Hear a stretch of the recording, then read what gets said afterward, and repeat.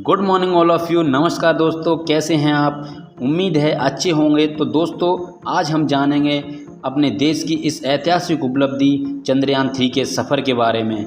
जी हाँ दोस्तों, चंद्रयान 3 का सफ़र कैसे होने वाला है और किन किन कठिनाइयों से गुजरने वाला है, तब जाकर चाँद की सतह पर हमारा चंद्रयान 3 लैंड होगा।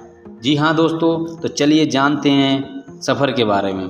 चंद्रयान 3 का पूरा सफ़र 3.8 लाख किलोमीटर की दूरी, 40 से 50 दिन का सफ़र और फिर खुलेगा चांद का राज। भारत एक नया कीर्तिमान रचने के लिए हमारे पृथ्वी से निकल चुका है।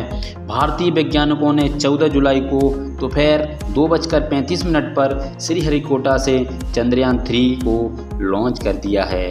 भारत ही नहीं, पूरी दुनिया की नज़र इस मिशन पर टिकी है।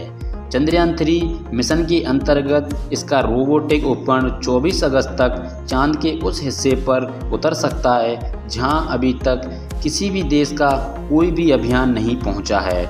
इसी वजह से पूरी दुनिया की निगाहें भारत के इस मिशन पर टिकी है। जी हाँ दोस्तों, चंद्रयान 3 को LBM-3 रॉकेट से लॉन्च किया गया है। लैंडर को सफलतापूर्वक चांद की सतह पर उतारने के लिए इसमें कई तरह के सुरक्षा उपकरणों को लगाया गया है। चंद्रयान 3 के मिशन की theme science of the moon यानी चंद्रमा का विज्ञान है। आइए चंद्रयान 3 से धरती के चांद तक का सफ़र जानते हैं। तो दोस्तों, कैसे 3.8 लाख किलोमीटर की दूरी तय करेगा और इसकी क्या क्या खासियत होगी और क्या क्या कठिनाइयाँ होंगी। 36,968 किलोमीटर की रफ्तार से आगे बढ़ रहा है चंद्रयान 3। 14 जुलाई को 2:35 पर रॉकेट LBM-3 के जरिए चंद्रयान 3 लॉन्च किया गया। तब इसकी शुरुआती रफ्तार 1,627 किलोमीटर थी। लॉन्च के 108 सेकंड बाद 45 किलोमीटर की ऊंचाई पर इसका लिक्विड इंजन स्टार्ट हुआ और रॉकेट की रफ्तार 6,437 किलोमीटर प्रति घंटा हो गई। आसमान में 62 किलोमीटर की ऊंचाई पर पहुंचने पर दोनों बूस्टर रॉकेट से अलग हो गए और रॉकेट की रफ्तार 7,000 किलोमीटर प्रति घंटा पहुंच गई। और दोस्तों, लॉन्च के 16 मिनट बाद जियोसिंक्रोनस ट्रांसफर ऑर्बिट में दाखिल हुआ। चंद्रयान 3 मतलब पृथ्वी की बाहरी सतह पर ये पहुंच जाएगा। 22 दिन तक चंद्रयान 3 का मॉड्यूल पृथ्वी की कक्षा में परिक्रमा करेगा। करीब 92 किलोमीटर की ऊंचाई पर चंद्रयान 3 को वायुमंडल से बचाने वाली हीट सेल अलग हुई। 115 किलोमीटर की दूरी पर इसका लिक्विड इंजन भी अलग हो गया और क्रायोजेनिक इंजन ने काम करना शुरू कर दिया। तब रफ्तार 16,000 किलोमीटर प्रति घंटा थी। क्रायोजेनिक इंजन इसे लेकर 179 किलोमीटर तक ले गया और इसकी रफ्तार 36,968 किलोमीटर प्रति घंटा हो गई। तो 40 दिन में पूरा होगा सफ़र। धरती से चांद की दूरी करीब 3.8 लाख किलोमीटर है। चंद्रयान 3 इस दूरी को 40 से 50 दिन में तय करेगा। मतलब अगर सब कुछ सही रहा तो 50 दिन में चंद्रयान 3 का लैंडर चांद की सतह पर होगा।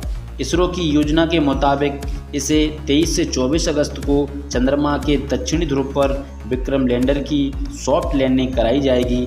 अगर दक्षिणी ध्रुव पर लैंडर की सॉफ्ट लैंडिंग होती है तो भारत दक्षिणी ध्रुव पर पहुंचने वाला विश्व का पहला देश बन जाएगा। पृथ्वी की कक्षा से चांद की कक्षा के लिए ऑर्बिट ट्रांसफ़र होगा। इस प्रक्रिया में 6 दिन लगेगा। चंद्रयान मॉड्यूल पृथ्वी की कक्षा से पूरी तरह निकलकर चांद की कक्षा में दाखिल होगा। सूर्योदय की स्थिति देखकर बदलाव भी हो सकता है। जी हाँ दोस्तों, चंद्रयान 3 की चंद्रमा पर लैंडिंग 23 या 24 अगस्त को रखी गई है, लेकिन वहाँ सूर्योदय की स्थिति को देखते हुए इसमें बदलाव हो सकता है। अगर सूर्योदय में देरी होती है तो इसरो लैंडिंग का सफ़र बढ़ाकर इसे सितंबर में कर सकता है। इसरो के प्रमुख S सोमनाथ ने बताया कि चंद्रयान 3 लॉन्च होने के बाद पृथ्वी की कक्षा में जाएगा, फिर इसके बाद धीरे धीरे चंद्रमा की ओर आगे बढ़ेगा। हम उम्मीद कर रहे हैं कि सब ठीक रहेगा और 23 अगस्त या उसके बाद किसी भी दिन लैंड करेगा। 13 दिन चंद्रयान 3 चांद की परिक्रमा करेगा। चांद से 100 किलोमीटर ऊपर प्रोपल्सन मॉड्यूल से लैंडर अलग होगा। चंद्रयान 2 से ये कितना अलग है? हाँ दोस्तों, चंद्रयान 2 के मुकाबले इस बार चंद्रयान 3 का लैंडर ज़्यादा मजबूत पहियों के साथ 40 गुना बड़ी जगह पर लैंड करेगा। लैंडर को सफलतापूर्वक चांद की सतह पर उतारने के लिए इसमें कई तरह के सुरक्षा उपकरणों को लगाया गया है। चंद्रयान 2 में जहां ऑर्बिटर, लैंडर और रोवर थे, वहीं चंद्रयान 3 में प्रोपल्शन मॉड्यूल, लैंडर और रोवर होंगे। चंद्रयान 3 का लैंडर प्लस रोवर चंद्रयान 2 के लैंडर प्लस रोवर से करीब 250 किलोग्राम ज़्यादा वजनी है। चंद्रयान 2 की मिशन लाइफ 7 साल अनुमानित थी, वहीं चंद्रयान 3 के प्रोपल्शन मॉड्यूल को 3 से 6 महीने काम करने के लिए डिजाइन किया गया है। चंद्रयान 2 के मुकाबले चंद्रयान 3 ज़्यादा तेज़ी से चांद की तरफ बढ़ेगा।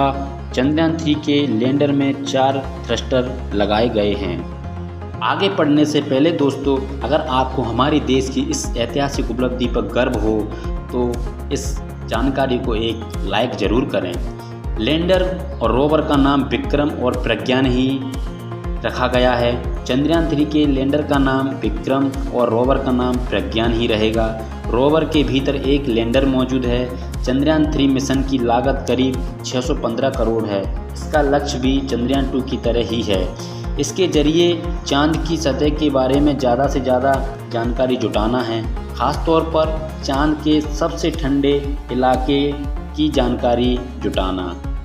चंद्रयान 3 के लैंडर पर 4 तरह के साइंटिफिक पेलोड जा रहे हैं। ये चांद पर आने वाले भूकंपों, सतह की थर्मल प्रॉपर्टीज़, सतह के करीब प्लाज्मा में बदलाव और चांद और धरती के बीच की सटीक दूरी मापने की कोशिश करेंगे। चांद की सतह से रासायनिक और खनिज संरचना की भी स्टडी होगी। लैंडिंग के बाद रोवर रैंप बाहर निकलेगा और 14 दिन चांद की सतह पर शोध के जरिए जानकारी जुटाएगा। जी हाँ दोस्तों, चंद्रयान 3 के लिए यह इतना आसान भी नहीं है, इसके लिए चुनौतियाँ भी कम नहीं हैं। तो जानते हैं उन चुनौतियों के बारे में। चंद्रयान 3 के सामने चुनौतियाँ भी काफ़ी हैं। सबसे बड़ी चुनौती अनजान सतह पर लैंड करना है। यह एक ऑटोनोमल प्रक्रिया है जिसके लिए कोई भी कमांड नहीं दी जाती। लैंडिंग किस तरह होगी, यह ऑन बोर्ड कंप्यूटर फैसला लेता है। चंद्रयान 3 की सॉफ्ट लैंडिंग सटीक और सही होने के लिए कई तरह के सेंसर्स का एक साथ ठीक काम करना जरूरी है। चंद्रयान 3 की सफलता भारत के अंतरिक्ष कार्यक्रम की सबसे बड़ी उपलब्धियों में से एक होगी। तो दोस्तों, आपको हमारे देश की इस ऐतिहासिक जर्नी पसंद आई हो तो हमें कमेंट करके ज़रूर बताएं। और दोस्तों, अगर आपने हमारे इस चैनल को सब्सक्राइब नहीं किया है तो सब्सक्राइब कर लें। मिलते हैं ऐसी ही वीडियोज़ के साथ में। धन्यवाद।